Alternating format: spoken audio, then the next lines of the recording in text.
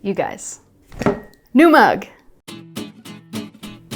A while back, I did a video on the importance of getting a month ahead with our money. And if you didn't know, it's actually one of YNAB's 4 rules in our tried and true budgeting method. At the time, I was still working on getting a month ahead in my finances myself. I was getting close, but I wasn't there yet. I'm happy to announce that the day has arrived. I'm a month ahead in my finances, okay, everybody?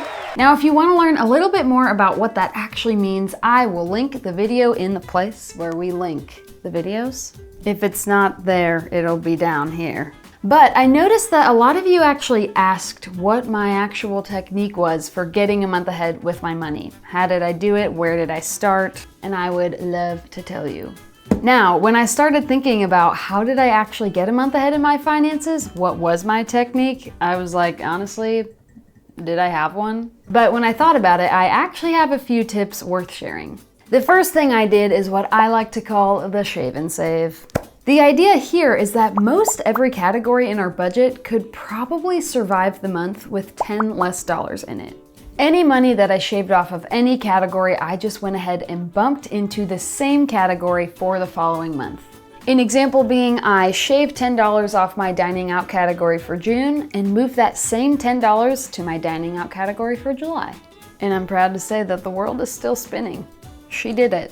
The next thing you guys were wondering about was where did I actually put the money that I was saving up for my future? Well, I physically budgeted that money into the next month. So if I found I had $30 extra laying around with no job to do, I would click into the next month and assign those $30 to some category in the following month.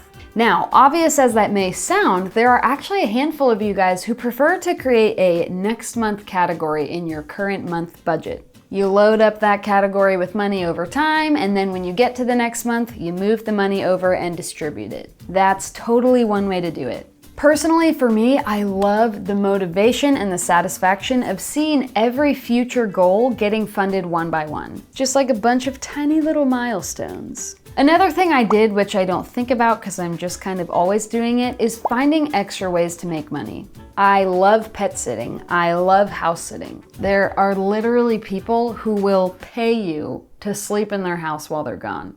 Maybe water a plant, mostly sleep. If you would like to learn more about how to find your lucrative side hustle, I also have a video for that.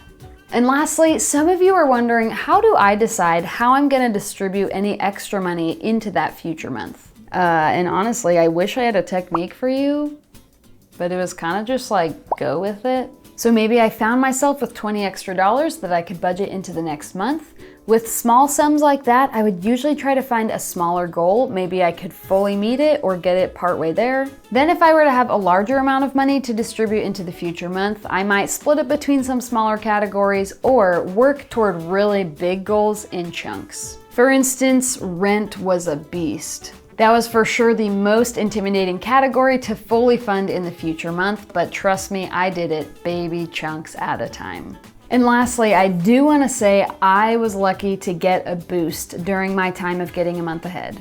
I received both a tax refund and a stimulus check, and while I split that among a few different things, it really launched me into getting a month ahead. Totally take advantage of those times where you have out of the ordinary money come your way. It's not cheating, it's the best boost you'll ever get. Now, some of you are thinking, heck no, when I get extra money, I immediately throw it at my debt. And yes, absolutely, we totally want to slay our debt. But if you are not financially padded in the future, you're only going to keep perpetuating your debt. Because if something happens while you're throwing all your extra money at your debt and you're not ready for that unexpected event, I don't know what it is. A ball? A tiny globe? You're gonna have to borrow money to deal with this event because all the money you had, you were throwing at your debt. Those were just some of my techniques and my approaches to getting a month ahead in my finances, but of course, I learned a lot along the way. So, I think we all know what that means. You knew. You saw this coming.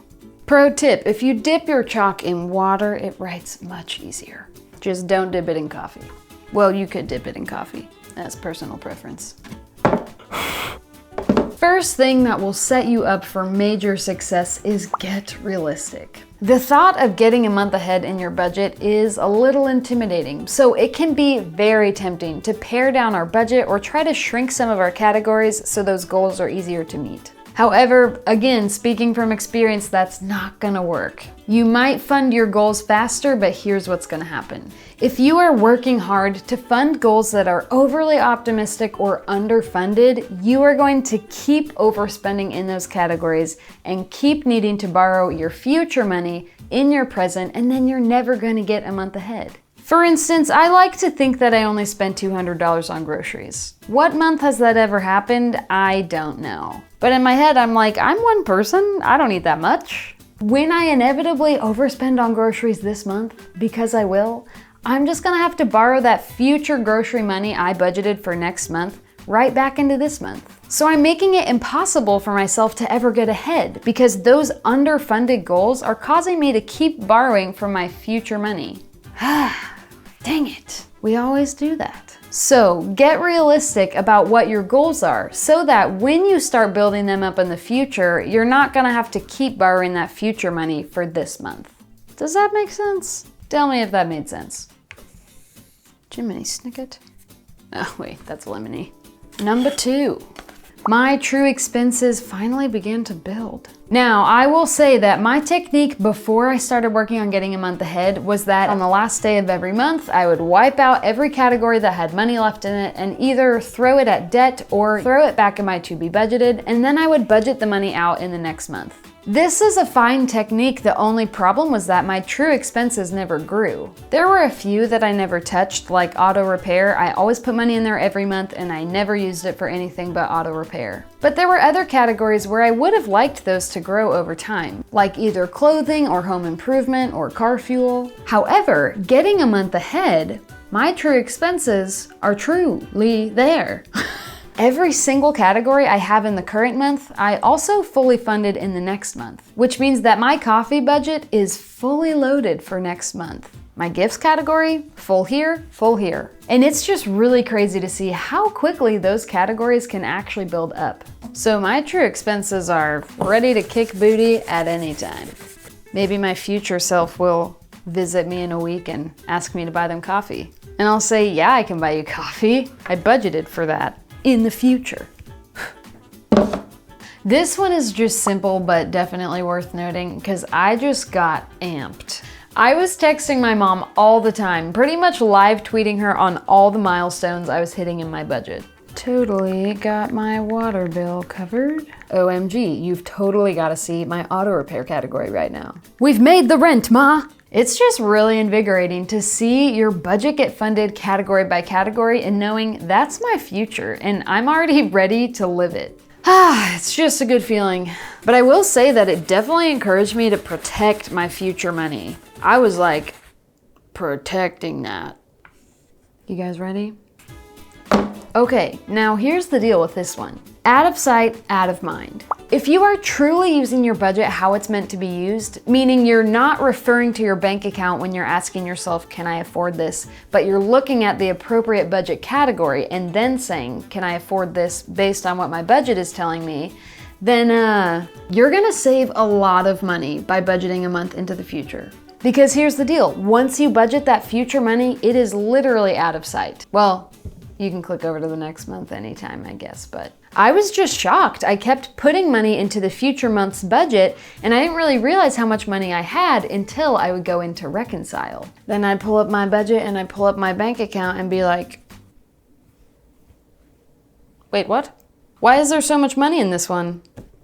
If you're truly following your budget by only using the current month's money and never entertaining the thought of borrowing that future money, then you're gonna build up money fast. Now, I know people who on the last day of the month, say May 31st, have $0 in their dining out category. But tomorrow's June 1st and their dining out category is fully loaded. So, on the eve of May 31st, when their tummy is a little rumbly, do they order Chipotle? Well, no. Because if they're truly following their budget, they're gonna say, I don't have any more money left over for May to dine out.